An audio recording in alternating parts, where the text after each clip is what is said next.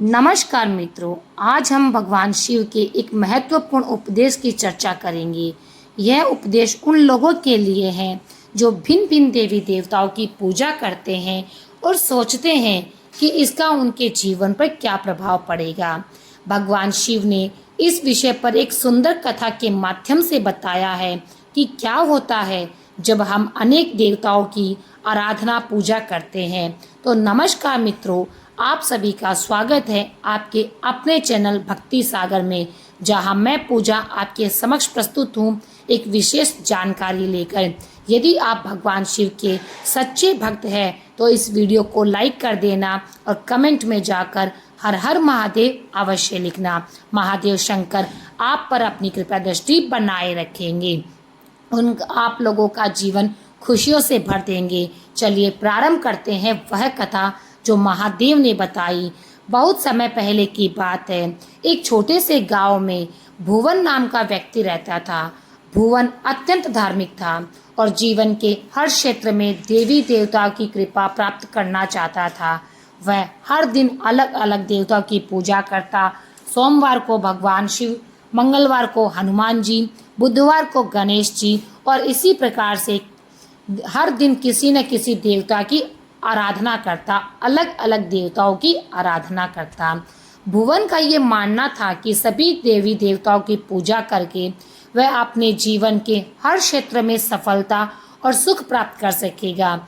लेकिन उसकी साधना में एक समस्या थी, वह किसी भी देवता की पूजा पूरी निष्ठा और एकाग्रता से नहीं कर पाता था। एक दिन भुवन ने महसूस किया कि उसकी साधना का कोई परिणाम मिल ही नहीं रहा।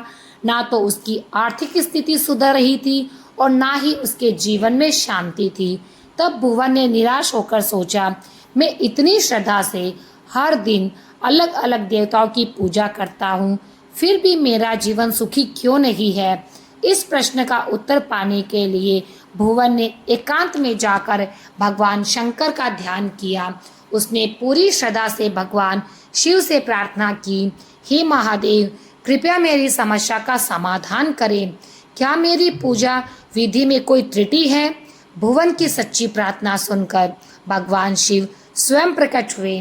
उन्होंने मुस्कुराते हुए पूछा, वत्स, क्या समस्या है जो तुमने मुझे पुकारा? भुवन ने सिर झुकाकर कहा, हे महादेव, मैं सभी देवी देवताओं की पूजा करता हूँ, फिर भी मुझे सुख और शांति क्यों नहीं मिलती? कृपया मेरा मार्गदर्शन करें। भगवान शिव ने भुवन को समझाते हुए कहा, वत्स, यह सही है कि सभी देवी देवताओं की पूजा एक ही परमात्मा के रूप में है, लेकिन तुमने अपनी साधना में एक बहुत बड़ी गलती की है। भुवन ने आश्चर्य से पूछा, हे महादेव, मेरी क्या गलती है?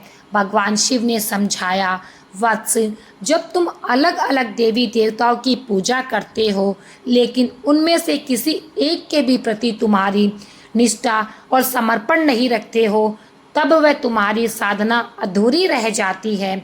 उन्होंने एक उदाहरण देते हुए समझाया, कहा, मान लो तुम्हारे पास 5 खेत है और तुम हर खेत में थोड़ा थोड़ा बीज डालते हो, लेकिन किसी भी खेत की पूरी तरह से देखभाल नहीं करते, तो क्या तुम्हें अच्छी फसल मिलेगी? भुवन ने सिर हिलाकर कहा, नहीं महादेव, फसल अच्छी नहीं होगी। भगवान शिव बोले, यही नियम साधना का भी लागू होता है। जब तुम किसी देवता या किसी एक देवता को अपना आराध्य मानकर उसकी पूजा में पूर्ण निष्ठा से लीन हो जाते हो, तब तुम्हें उस देवता की कृपा प्राप्त होती है। अन्य देवी देवताओं की पूजा करना गलत नहीं है, लेकिन तुम्हें ये समझना होगा कि सभी देवता एक ही ब्रह्मा के विभिन्न स्वरूप हैं। भगवान शिव ने भुवन को ये सलाह दी कि वत्स, अपनी साधना को एक दिशा दो। ये समझो कि सभी देवी देवता ब्रह्मा के अंश हैं। जब तुम किसी एक देवता की पूजा में अपने आप को पूर्ण समर्पण करोगे तो तुम्हें सभी देवताओं की कृपा एक साथ मिलेगी।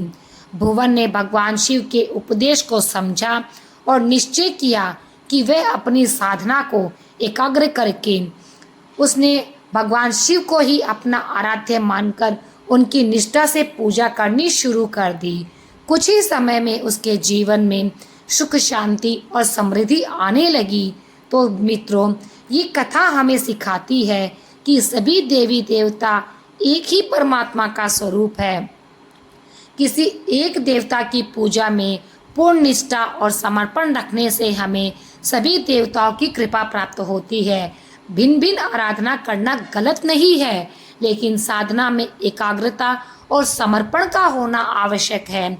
मित्रों, भगवान शिव का ये उपदेश हमें ये सिखाता है कि भक्ति में स्थिरता और निष्ठा कितनी महत्वपूर्ण है। अगर आपको ये कथा और भगवान शिव का ज्ञानवर्धक उपदेश पसंद आया हो तो इसे लाइक करें, अपने दोस्तों के साथ शेयर करें और हमारे चैनल को ज़रूर से सब्सक्राइब कर ले और अपने बेल आइकन को प्रेस कर ले, ताकि अन्य कोई ऐसा ही उपदेश हो तो हम आपके समक्ष सबसे पहले प्रस्तुत कर सके। तो भक्तों, ओम नमः शिवाय, ओम नमः शिवाय।